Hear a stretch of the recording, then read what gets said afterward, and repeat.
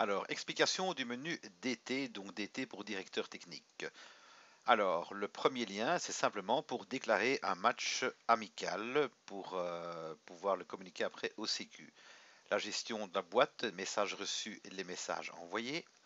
Donc, c'est la messagerie.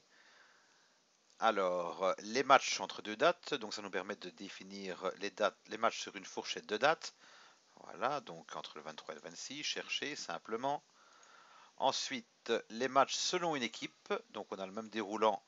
On choisit l'équipe, on demande de chercher. On a directement les matchs sous les yeux. Alors, les matchs à domicile sur site, site par site. Donc, c'est les matchs à domicile, les matchs extérieurs, les matchs home et away correspondent aux trois boutons jaunes que vous avez déjà vus dans un tutoriel précédent. Convocation globale, convocation par équipe, idem, convocation individuelle ou convocation globale. Les résultats et feuilles de match. Donc ça correspond au bouton orange ici. Ça vous permet, c'est assez utile, d'encoder directement les résultats des rencontres. Voilà, on prend par exemple ce match-ci. Vous pouvez écrire par exemple que le match a fini 4-2.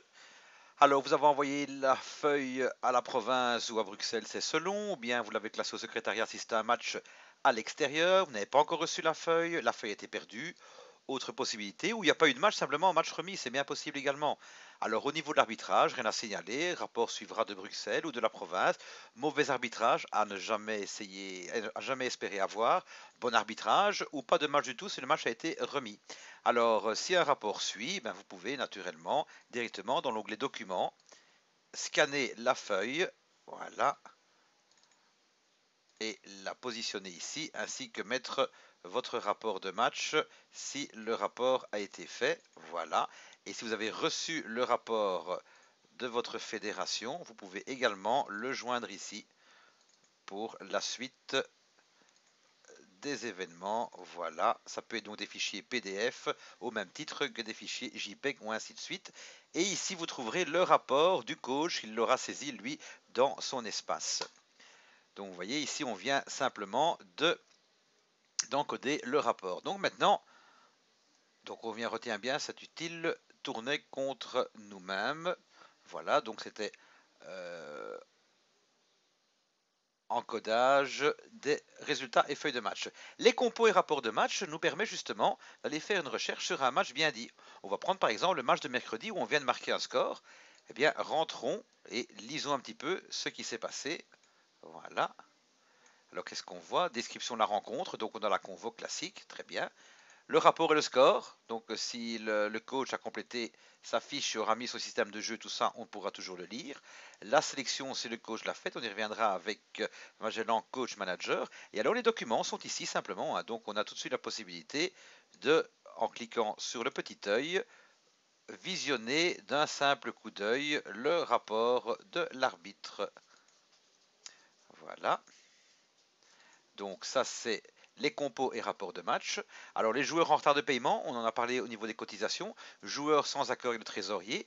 Le détail des présences des joueurs, donc ça permettra de compter le nombre de présences à l'entraînement de chacun de vos enfants. Les couples délégués par équipe.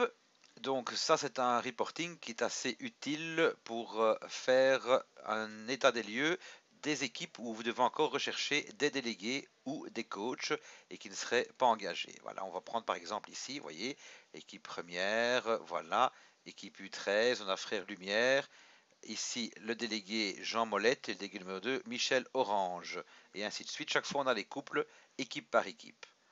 Donc on voit directement où est-ce qu'on a encore des trous quand vous devez faire votre recrutement en début de saison ou fin de saison précédente. Donc il s'agissait des couples délégués coach. Les joueurs non qualifiés, ça vous permet de voir si un gamin n'est pas encore affilié ou si son transfert n'est pas validé. Donc, en clair, est-ce qu'il peut être aligné sur une rencontre ou pas.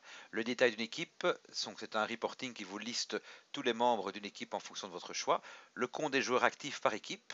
Donc c'est un reporting de nouveau papier qui vous marquera le nombre de joueurs par noyau et par équipe Comme ça vous permet d'avoir une vue simple et claire sur votre centre de formation. Les demandes de recrutement, donc on revient aux demandes de recrutement qui sont ici en bas, voir le tuto concerné. Les inscriptions au stage ou autres événements, même chose, ça c'est lié directement, ces deux liens sont liés directement à votre site internet.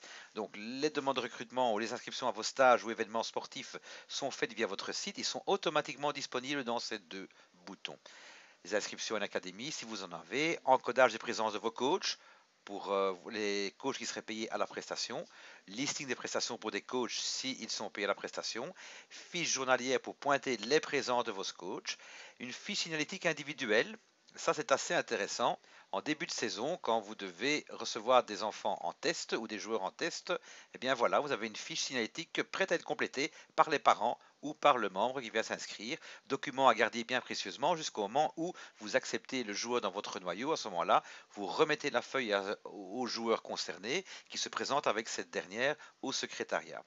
Et enfin, mise à jour des couples délégués coach. Ça, c'est assez important. C'est-à-dire que quand vous avez un match, que vous avez déclaré un match ou inscrit un match dans votre système informatique et que le délégué qui a repris cette feuille, vous le modifiez en cours de saison, il est impératif de mettre à jour l'ensemble des couples délégués coach sur l'ensemble des fourchettes de match de l'équipe concernée pour que ça soit le nouveau délégué, le nouveau coach, nonobstant qui apparaît sur la bonne convocation. Voilà ce qui termine le détail du menu directeur technique.